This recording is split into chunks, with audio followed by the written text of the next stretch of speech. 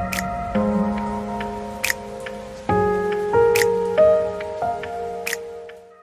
love bugs, welcome back to my channel. If you have not yet subscribed, please subscribe to my channel. I think I have like 92 subscribers. I really want to get to 500, so can you please help me out? Anyway, it's been a while, I know. I'm going to try to be more consistent because I really want to get into this. I'm filming on my iPad right now. I don't know how it's going to go. I bought this camera and the mic is just like so sucky on it, so I had to get a new mic. Don't mind my jacket and my pajamas hanging in the back. I don't know how this is going to turn out, but let's hope it turns out great. I want to start doing like true crime. I absolutely love true crime. I don't know why. I don't know if it's weird, but I love documentaries. I just love listening to true crime podcasts. So I want to try to get into it. My first story will be on James. Oh, I wrote everything down, so I'll be looking at my book back and forth because I'm new to this. I don't know how people remember everything, but I'll try. It's going to be on James Patterson Smith, and his victim is Kelly Ann Bates. This guy is absolutely insane. I don't understand what could possibly go through someone's brain to make him think that this is fine. I don't know. But anyway, so Kelly Ann Bates was born on May 18th in 1978 in the Greater Manchester, England. Okay? So all of this took place in England. All right. So James was just like, he was 48 when he was actually younger, maybe like 44 or 45 when he first met Kelly, mind you. Kelly was 17 years old when she was unalived, brutally. So that's a red flag right there. Why are you a grown man dating a teenager? So he was 48 years old when he decided to walk into the police station, tell the police that his girlfriend drowned in his bathtub, right? Right. So that's the story, and he was sticking to it. But let's go on with the story. So James was thought to be a sadistic, controlling psychopath, okay? Like, and he was. He definitely was. All right, so I don't want to get I don't know how, like, what order. I mean, I just wrote it as I read it. So let's try it that way. So apparently he tortured Kelly for 3 weeks before he unalived her. And when the police arrived at the crime scene, they said that police officers that's been doing it for a while, that crime scene brought them to tears. What? So just imagine if you're on this, like you're doing this for 20 plus years, and this crime scene in your 20 plus years brings you to tears. Like, that crime scene had to be crazy, bonkers. All right, so Kelly was just 14 years old when she met James.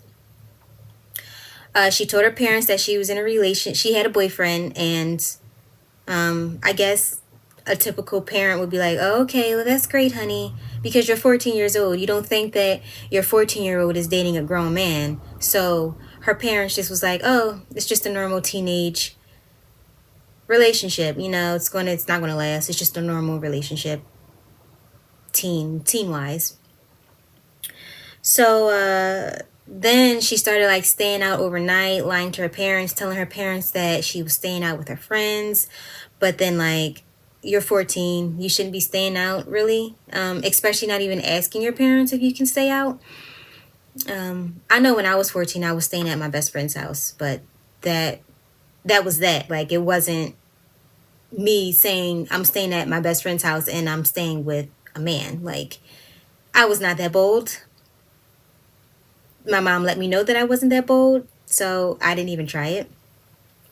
But then her parents started to like, something's not right. I think she's, Kelly, I don't think is telling the truth. So let's see if we can call the police and see if we can, what they would suggest, what we should do with our 14-year-old child that's, getting a little too risque. She would tell her parents that, I'm going over such and such house, but then she wound up not being over such and such house. So then her parent was like, why are you lying? Like, where are you going, Kelly? So then she wound up telling her parents that her boyfriend's name was Dave. Don't mind my nails. I've been neglecting myself. Sidebar. I've been neglecting myself, so I'll be cute next video. I'll try. So she told her parents that her boyfriend's name was Dave, and he actually started to control her, sort of, kinda. He started calling the house, asking for her, like, where is she, trying to keep tabs on her. Mind you, why does he have her house? Well, it was back in the 70s, so, well, 80s at this point, because she's 14. So I guess they had landlines. They didn't have, I don't know, I was born in the 90s. I don't know if they had cell phones in the 80s. Don't kill me. But she managed to keep Dave away from her parents for 2 years. So she's like 16 now. She's popping out. She's saying like, hey, I'm dropping out of school. I'm going to move in with Dave. It's really nothing you can do, because in the UK, she's actually considered an adult now. So it's really nothing that her parents can do. The police can't really do anything because technically she's an adult. So her parents is like stuck. So yeah, they tried to even reach out to social services, and they were like, we can't really do anything. Kelly is really, she's technically an adult, so we can't do anything. Sorry. That's crazy. 16? You're telling your parents at 16 years old, yeah, I'm dropping out and I'm moving in with my boyfriend. It's really nothing you can do about it. I'm technically an adult. Like, no, I would never. Nope, not I. But, oh, I'm sorry. Kelly's parents' name, her mother's name is Margaret, and her father's name is Tommy. Okay? So, Kelly's parents met Dave, and was definitely shocked because they expected it to be a 16-year-old boy. No, it's a grown man. What is a grown man doing with our 16-year-old daughter? Kelly, what are you thinking? Dave, why are you interested in a child? Because I don't care about the laws back then. 16, you're still a child. You cannot take care of yourself at 16 years old. You're barely getting a job. That's just crazy to me. So when they met her parents, they even lied then. They said that he was 32, but that wasn't even the case. He was actually 48, and he was older than her dad. So, like, ew. Why are you dating someone older than your dad? That just, I don't know. I'm not judging. Let me get that out there. I'm not judging. I just couldn't see myself dating someone older than my dad.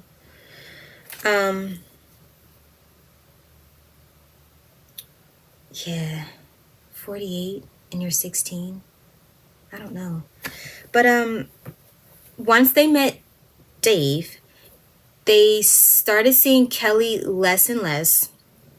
And when she did visit her parents, she would come with like bruises and marks on her, and she would just come up with every excuse underneath the sun. And her mom's like, what?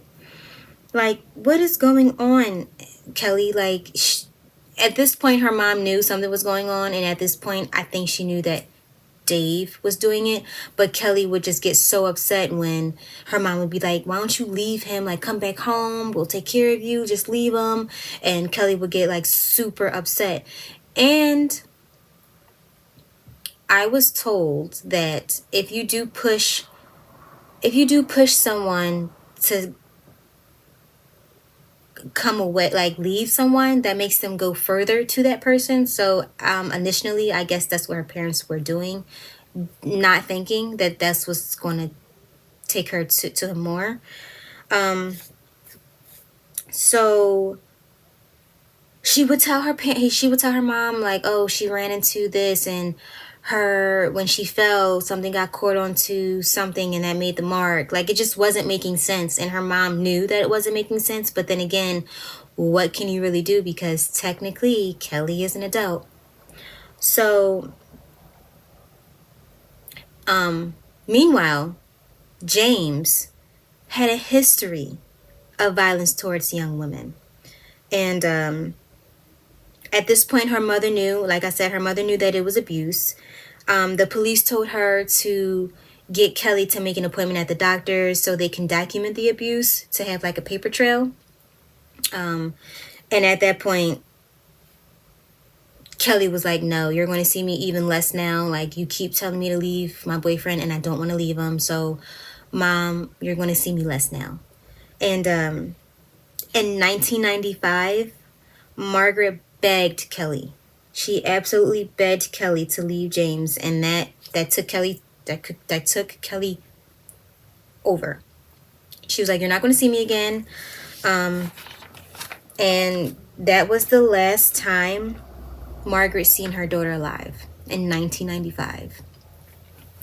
Can you imagine, like, I don't want to imagine, but can you imagine how her mom felt? You're begging your daughter to leave this man that's abusing you, putting his hands on you, controlling you. You're not even visiting us like you are. You're not even your bubbly self like you used to be. Like, your personality is diminishing. Like, you are not yourself anymore. And you're telling me, no, I love this guy, I'm going to stay with him, but you keep telling me to leave him, you're going to see me less. That's crazy. So in March of 96, Margaret got a Mother's Day card and Tommy got a happy birthday card. And they realized that neither card was written in Kelly's handwriting. So that's a red flag. So now, I'm going to say James. No, so now James has full control over Kelly. He's like, who knows what's going on in that house. And he's pretty much torturing her parents. Like, yeah, I have your daughter. You can't do nothing about it. I'm doing everything to her. And I'm going to fake these birthday cards and Mother's Day cards. Like, you know that she didn't write them. So, oh well. It's just like really a slap in the face. Like, this guy, insane. So then, I'm going to try to like censor this out, because what he did to her was, when I was reading it,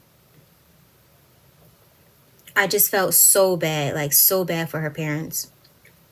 But so at this point in 96, James goes to the police station. Oh my God, my girlfriend drowned in my bathtub. So the police goes to the house. And when the police arrived at James's home, it was believed that Kelly did drown in the tub, but that was not all that happened to her. The report said that there were 150 separate injuries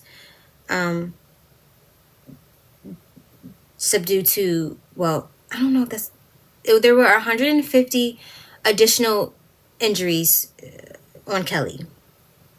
So he like gouged her eyes out. He like had a knife and made wounds on her, and in her eye sockets. Like, you already took her. YouTube, please do not take this down, because I don't know the ins and out yet. You already and then you're gonna do more to it. Like, how sadistic is that? And then it was like mutilation to her mouth, her ears, her nose, her genitalia.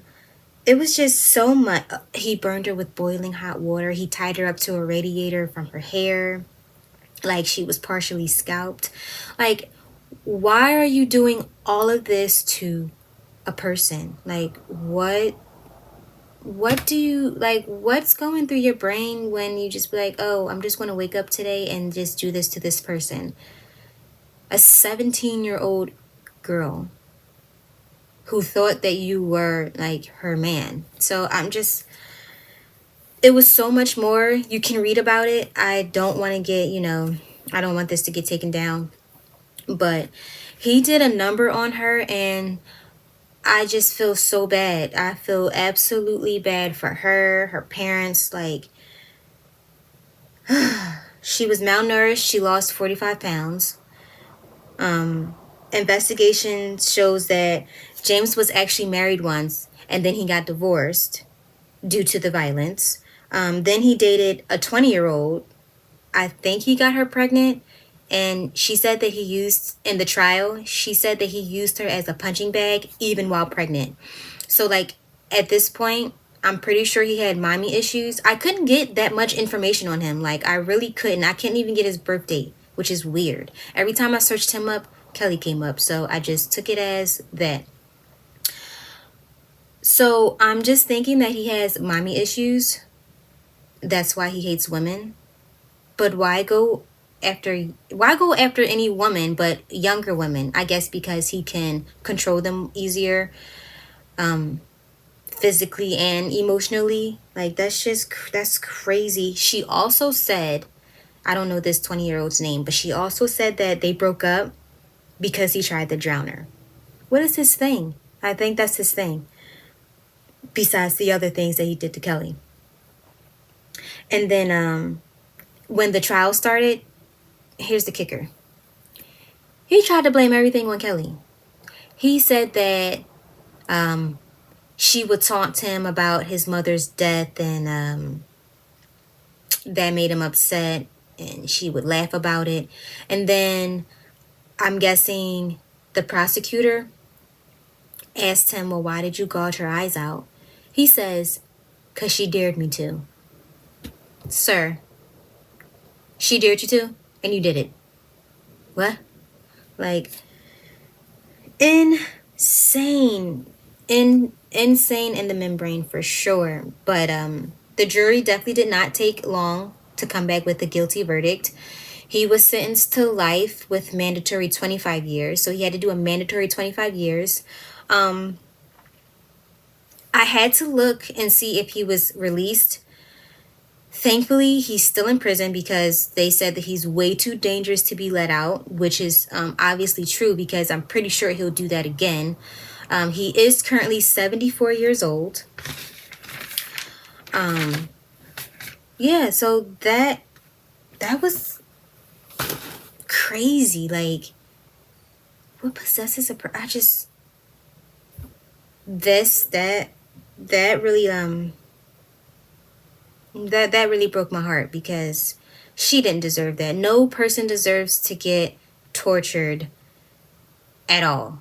And she was buried a day before her 18th birthday.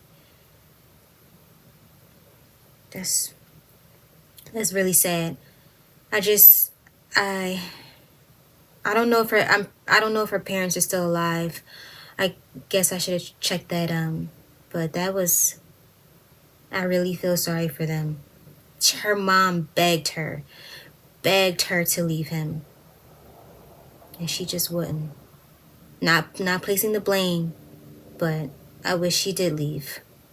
I'm pretty sure her parents, her mom has to, like, that was the last time she saw her daughter alive. And 3 weeks he did that to her before he unalived her, tortured her like that. Well, that is it for today, guys. Thank you so much for joining me on my first true crime episode. Um, yeah, if you like it, please let me know. If you want me to cover someone, please let me know. And please don't forget to like, comment, and subscribe. Please, you guys will help me out. I will definitely try not to film on my iPad and get a microphone. So until next time, I will see you guys later. Bye.